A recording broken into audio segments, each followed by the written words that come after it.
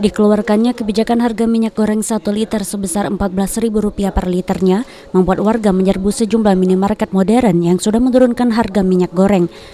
Akibatnya kini minyak goreng sulit didapat di minimarket lantaran stoknya sudah ludes terjual dan rak penjualan khusus minyak goreng kosong.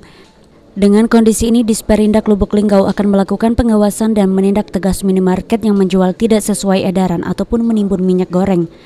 Per liter, tapi masyarakat atau konsumen maksimal beli paling banyak 2 liter di Indomaret, Alfamaret, ya. Nah, jadi itu mulai berlaku hari ini.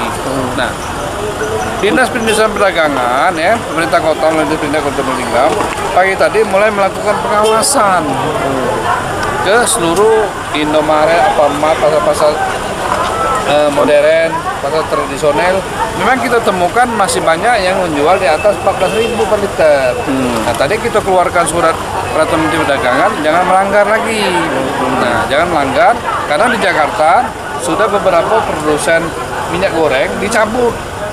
Meskipun harga minyak goreng diberlakukan satu harga, namun pihak Disperindak memberikan toleransi bagi pedagang pasar yang menjual lebih dari Rp14.000 untuk menyesuaikan harga dalam sepekan ke depan. Tri Hajariah, PAL TV.